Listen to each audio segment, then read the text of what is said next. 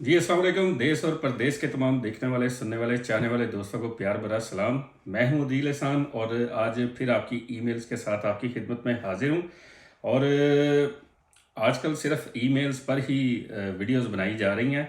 मैं कोशिश करूंगा दूसरे टॉपिक्स पर भी आपके साथ इंशाल्लाह रूटीन के साथ जो है वो कनेक्ट रहूं। लेकिन ईमेल्स इतनी ज़्यादा हैं और रोज़ बरोज़ बढ़ती जाती हैं, तो मुझे ये एक रिस्पॉन्सिबिलिटी भी फील होती है कि आप लोग वेट कर रहे हैं, तो मुझे जल्दी जल्दी आपकी ईमेल्स का जवाब भी देना चाहिए। सबसे पहली जो ईमेल है, ये इन्होंने लिखा जी please keep private.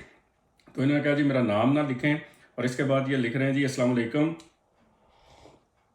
Please try and reply privately instead of via YouTube Facebook if possible.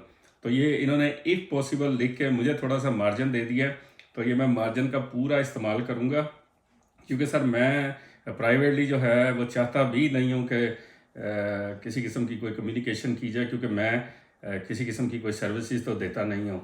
तो आगे चलते हैं आपकी ईमेल की तरफ। Just found your website, Facebook, YouTube from the Pakistanis in Portugal Facebook group, and I have also posted there. My spouse and I have remote jobs with two separate companies in the US. Our kids are 14 and 8 years old approximately. Both are girls, both studying in good schools. I can provide proof of employment for both my wife and myself, as well as guarantee letter from employers that they are paying us such and such amount on a monthly basis for working remotely. We need to get out of Pakistan as soon as possible because situation is deteriorating very rapidly, and I do not want my children around if the situation develops into violence, riots, civil war. I can show bank balance of up 60K. अभी नहीं है bank में, but in process as we are selling our house है।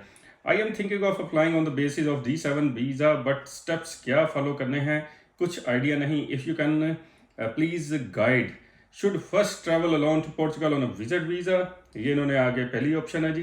Can I open a bank account in Portugal if I travel on visitor basis, फिर पैसे when the house is sold direct वहाँ transfer करवाऊँ, so I can show bank balance in visa application. Can I do that? Otherwise please suggest me what steps to follow. We need to get out of here pronto. तो thank you लिखा जी इन्होंने। प्रोंतो ये Spanish में भी बोला जाता है और पुर्तगीज़ी में भी बोला जाता है ऐसे, तो इसलिए मैंने प्रोंतो कहा है इसे। प्रोंतो का मतलब होता है जी फौरी तौर पे। तो अल्लाह ताला आपके लिए आसानियाँ पैदा करे जी, सब पाकिस्तानियों के लिए आसानियाँ पैदा करें। बहुत ज़्यादा लोग परेशान हैं और उसकी मल्टीपल रीज़न्स भी हैं। और बहरहाल अल्लाह ताला से दुआ है कि हमारे मुल्क में सबसे पहले जो है वो पॉलिटिकली जो स्टेबिलिटी है, तो उसके बाद ही बाकी जो हैं चीज़ें इंशाल्लाह इम्प्रूव हो सकती हैं। बहरहाल आपकी ईमेल की तरफ चलता हूँ। और आपने यहाँ पे अपनी कोई एग्जैक्टली अगर इनकम सर लिखी होती तो मैं आपको आपने सिर्फ बैंक बैलेंस की बात की है, आपने ये नहीं बताया कि आप मंथली जो है वो कितने पैसे कमा रहे हैं। क्योंकि अगर आप मंथली अच्छे पैसे कमा रहे हैं, जैसे पुर्तगाल की जो होती है, अगर आपकी मिनिमम जो है पुर्तगाल की जो मिनिमम वेज है वो 760, उसको मल्टीप्लाई करते हैं 4 से, तो ये तकरीबन 3140 यूरो जो बनते हैं। तो अगर इससे ऊपर आपकी इनकम हो तो फिर आप D8 वीज़ा अप्लाई करते हैं। D7 के लिए आपको पैसिव इनकम चाहिए, आपकी मंथली इनकम D7 के लिए काउंट नहीं होगी। तो आप ये जो D7 का ट्रैक ले रहे हैं, मुझे नहीं पता कि ये आप किस बेस पे ले रहे हैं, क्योंकि आपने सिर्फ यहाँ पे अपनी अर्निंग की बात की है जो US कंपनी से है, और आपने ये भी बताया कि आपके पास कॉन्ट्रैक्ट्स वगैरह भी हैं। तो ये आप D7 के लिए नहीं, ये आप D8 वीज़ा के लिए एलिजिबल हो सकते हैं।